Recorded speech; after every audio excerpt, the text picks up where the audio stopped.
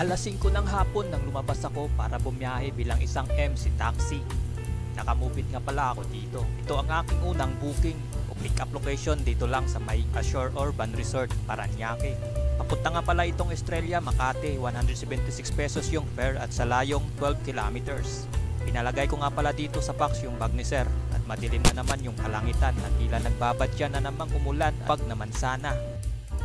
Halos 1 kilometro pa lang aming natatakbo nang biglang bumuhos ang ulan. Buti na lang at kami agad ay may nasilungan. So yan mga kasiking, andito ako napadpad sa Makati. So di ko na na-video yung pagbaba ng pasahero natin. Mulan eh. Lakas ng ulan dun sa Parañaque. Tapos pagdating dun sa may Merville banda, wala na. Sumunod na nga pala akong pasahero. Dito lang yung pick up sa may pick up coffee, Kingsport, Makati. Papunta nga pala itong Cordillera Street, Manila. Pamasahe nga pala dito ni sir ay 85 pesos sa layong 5.4 kilometers. Habang nasa biyahe nga ay naitanong ko nga kay sir kung may sarili ba siyang motor at may sarili din kasi siyang helmet. At doon nga sinabi ni sir na wala daw. Sa kaugalian na nga lang daw niya talagang magdala ng sariling helmet. Makalipas nga ang matraffic na biyahe ay dumating na din kami sa drop-off area ni sir. Inabot niya na nga din sa akin yung bayad niya. Umalis na din ako kaagad dahil may pumasok na din na sumunod na booking. Dito na nga din ako sa pick-up area ng aking pasahero. Binigyan ko na din ng shower cap si sir at iniabot yung helmet. Nabanggit ko nga dito kay sir na may pick-up sana ako na iba. Kaya lang biglang kinancel kung saan doon na ako sa area. Buti na lang pumasok yung booking niya. Ihatid ko nga pala si sir sa barangay Don Manuel sa layong 4 kilometers. Pamasahin niya nga pala dito ay 71 pesos at cashless nga pala ito. Nakarating na din kami dito sa drop-off area. Papunta na din ako nito sa sumunod na pasahero. Pinero ko nga pala dito si ma'am. Po, Jessa. Hindi po ma'am eh ma'am. Angel.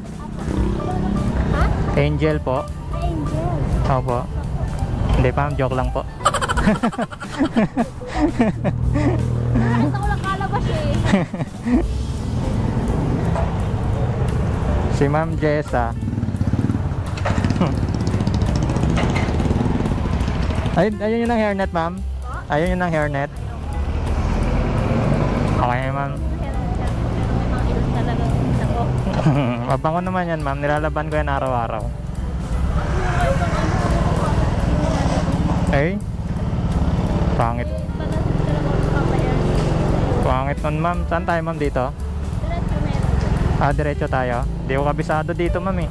Habang nasa biyahe ay kwentuhan lang kami ng aking pasahero. Napag-usapan nga namin dito yung kanyang trabaho na hindi naman nalalayo sa dati kong trabaho na inalisan. Ma'am Mera.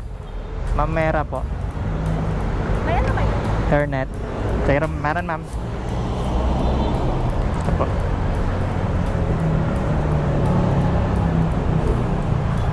Naka-automatic kasi ako sa Gcash.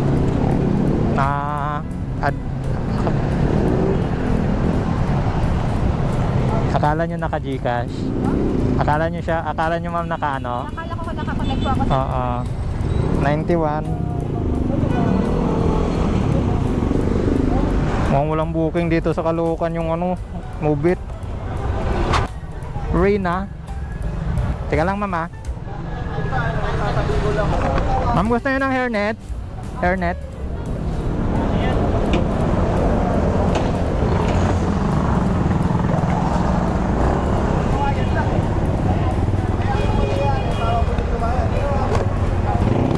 May lalagay ka ma'am? Wala? May lalagay ka? Wala naman. Ito yung daan dito.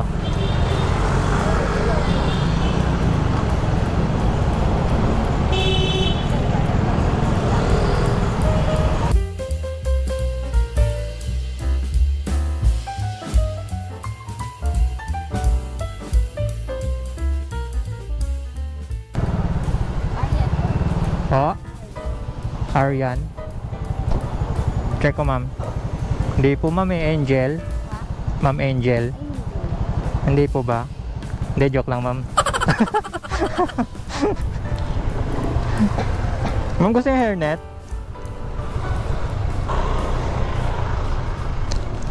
Si Ma'am Arian. Ay ma'am. Ma'am, basta pala yung helmet. Umulan kasi. Alcohol can lang ma'am. Tang ma'am. Galing kasi akong Caloocan ma'am, ang lakas ng ulan dun. Pare naman kayo. Ay, papasok pa lang? Hello. Anong oras pasok nyo ma'am? 10 PM. Anong oras na ba? Ay, maga pa. 9:29. Panggabi ka pala ma'am. Ano ka ba ma'am? Call center ka ma'am? Hindi naman. Ah, hindi po.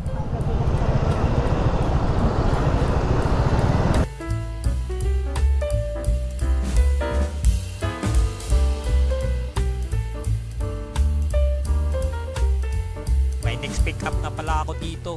Bali hinihintay ko lang si ma'am ng konting sandali. Bumili pa kasi siya ng pagkain niya at nagugutom na daw siya. Ang sabi ko naman ay take your time. Pa daw kasi siya kumakain simula kanina.